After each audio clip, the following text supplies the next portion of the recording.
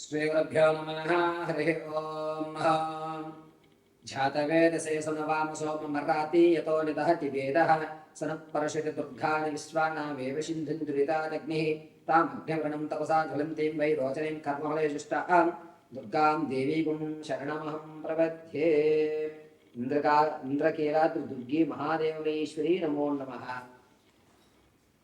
మేషం నుంచి మొదలుకొని మీనరాశి వరకు కూడా రోజులు గడుస్తున్నా, సంవత్సరాలు గడుస్తున్నా మీరు అనుకున్నటువంటి పనులు అవ్వకపోవడానికి అసలు నువ్వు ఎంత కష్టపడుతున్నావంటే నా అంత కష్టపడేవాడు వేరే వారు లేరు, నేను చాలా ఇబ్బందులతో అన్నీ అధిగమించుకుంటూ వస్తున్నాను, కానీ ఎంత శ్రమించినా ఆ ఫలితం పూర్తి అవ్వడం లేదు అన్నటువంటి సమస్యలకి, ఎప్పటి నుంచో కలగా ఉండిపోయినటువంటి స్థిరాస్తులు కొనుగోలు చేయలేకపోతున్నానే, నా మీద జనాల యొక్క ఏడుపు ఎక్కువగా ఉంటుంది, అసలు నా జీవితం ఏమైనా మారుతుందా మారదా, నాకంటూ గవర్నమెంట్ ఉద్యోగం వచ్చినా ప్రైవేటు ఉద్యోగం వచ్చినా అది నిలబడుతుందా నిలబడదా, ఒకవేళ వివాహయుక్తాలు చేసుకున్న తర్వాత సత్సంతానం అయ్యేటువంటి అవకాశం ఉంటుందా ఉండదా, అసలు పూర్వీకుల యొక్క ఆస్తి మనం తినేసినటువంటి అధికారం ఉందా లేదా, ఇలా ఎన్నిసార్లు ఎంతమంది జ్యోతిష్కుల దగ్గరికి వెళ్ళినా చెప్పిన తర్వాత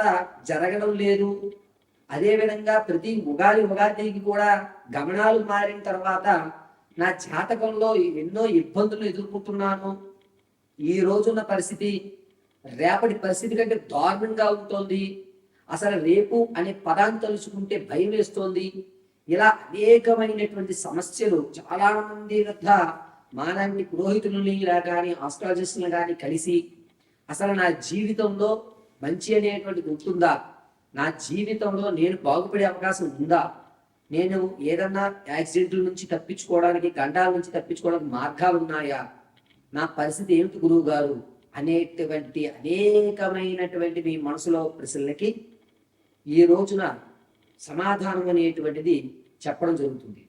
అసలు మేషం నుంచి మీనరాశి వరకు కూడా ఏ సంవత్సరంలో మీకు అదృష్టం కలిసి వచ్చేటువంటి అవకాశం, ఆకస్మికంగా పూర్వీకుల ఆస్తి కానివ్వండి, లేకపోతే మీరు ఎప్పుడో ఇన్వెస్ట్ చేసి మర్చిపోయిన దాని మళ్ళా మీకు తిరిగి రావడం, లేదా ఒక ఇన్సూరెన్స్ చేయించారు, ఆ కాగితం కనబడలేదు, ఇన్సూరెన్స్ క్లెయిమ్ అయిపోయింది, మీరు ఇప్పుడు కష్టాల్లో ఉన్నారు, ఆ కాగితం మీకు మళ్ళీ ఎప్పుడు కనబడేటువంటి పరిస్థితి, విడిచిపెట్టినటువంటి బంధాలు, నేను తీసుకున్న డెసిషన్ కరెక్టా తప్ప, కొంతమందికి 2 ఉద్యోగాలు వస్తాయి, ఒక ఉద్యోగాన్ని ఒకే చేస్తారు, ఇంకొక ఉద్యోగాన్ని స్కిప్ చేస్తారు, ఈ ఉద్యోగం ప్రయాణం మధ్యలోనే క్విట్ చేయవలసిన అవసరం వస్తుంది, అని అనవసరంగా ఆ ఉద్యోగానికి వెళ్ళవలసిందే, నేను తీసుకున్న నిర్ణయం కరెక్టేనే కాదా, ఇప్పుడు నేను చదువుతున్న చదువు నా జీవితానికి ఉపయోగపడుతుందా, ఇలా అనేకమైనటువంటి వాటన్నిటికీ కూడా మనం చాలా క్షుప్తంగా క్లియర్ కట్గా ఏ రాశి వారికి ఏ సంవత్సరంలో ఎటువంటి అవకాశాలు లభిస్తున్నాయి అనే విషయాన్ని మనం వివరంగా తీసుకుందాం. ఇది కేవలము గోచార రీత్యా మాత్రమే మీకు చెప్పడం జరుగుతుంది, వ్యక్తిగతంగా మాత్రం చెప్పడం లేదు, ఇది మాత్రం క్లియర్గా గుర్తుపెట్టుకోండి. మేషం నుంచి మీనం వరకు కూడా 2030 సంవత్సరం వరకు కూడా ఏ విధమైనటువంటి మార్పులు జరుగుతున్నాయి, మీకు ఎప్పుడు ఏ అవకాశాలు రాబోతున్నాయి అనే విషయాన్ని మనం క్లియర్ కట్గా మనం చూసుకుందాం. శ్రీగురుభ్యో నమః. హరి ఓం. తులారాశి వారికి 2026 ఆగస్టు నుంచి ప్రారంభం చేసుకుని 2030 ఆగస్టు వరకు కూడా ఏ విధమైనటువంటి పరిస్థితులు ఏర్పడుతున్నాయనగా 2026 ఆగస్టు 18వ తారీఖు నుంచి నవంబర్ 12వ తారీఖు మధ్యలో ఉద్యోగ ప్రాప్తి అనేటువంటిది ఏర్పడుతోంది. ఖచ్చితంగా చిన్నదో పెద్దదో ఏదో ఒక ఉద్యోగం అయితే ఖచ్చితంగా వస్తుంది. అయితే వీరు ఆర్థికంగా మాత్రం అభివృద్ధి చెందడానికి ఈ సంవత్సరంలో ఎక్కడ అవకాశాలు లేవు.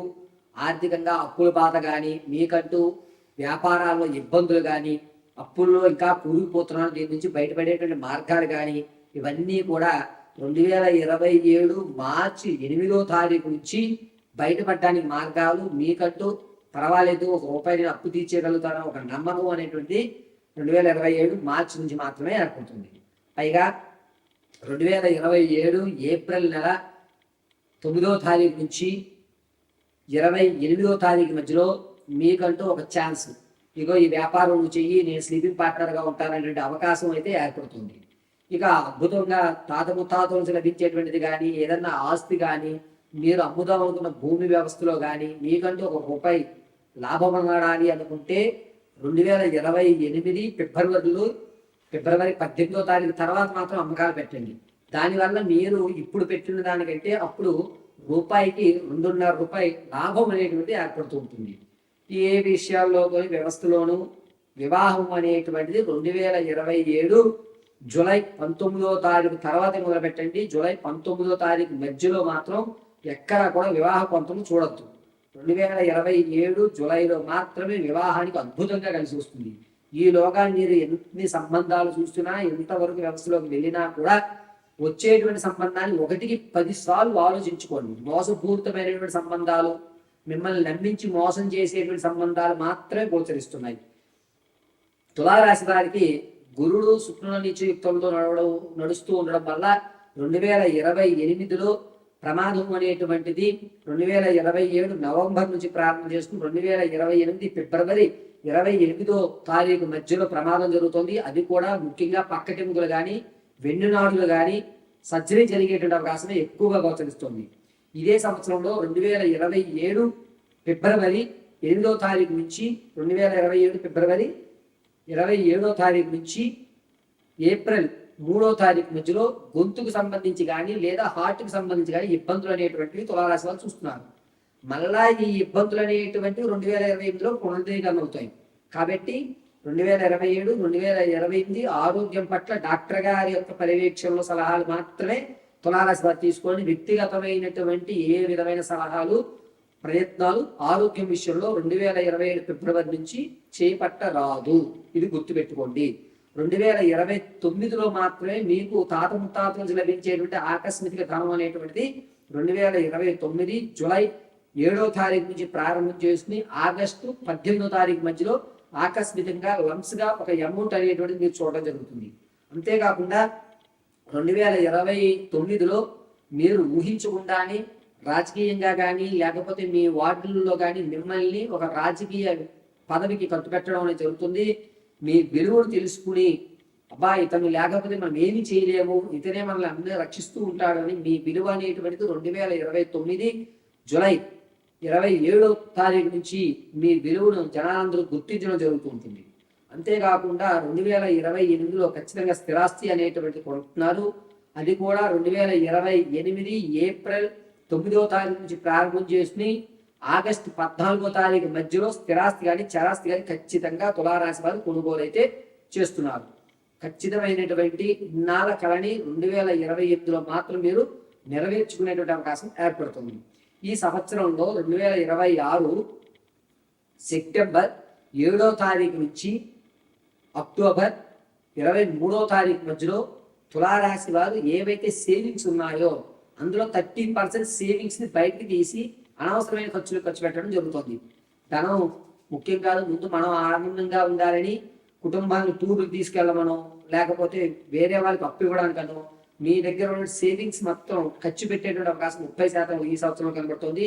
కాబట్టి సేవింగ్స్ ఖర్చు పెట్టుకునేటప్పుడు అది అవసరమా కాదా అని ఒక నిర్ణయం తీసుకుని భార్యాభర్తలు లేదా మీ తల్లిదండ్రులు లేదా మీ అక్క చెల్లెలతో ఒకసారి సంప్రదించుకుని ఆ సేవింగ్స్ ఖర్చు పెట్టడం ఉత్తమమైన విషయం. ఎప్పటి వరకు తులారాశి వారి యొక్క పూర్తి విషయాన్ని అంతటినీ కూడా నేను గోచారరీత్యా మాత్రం తెలియజేశాను. వ్యక్తిగతంగా మీ యొక్క జాతక పర్యంతాలు తెలుసుకోవడానికి కింద స్క్రోల్ నెంబర్ సంప్రదించి మీ వ్యక్తిగతమైన జాతకాన్ని తెలుసుకోండి.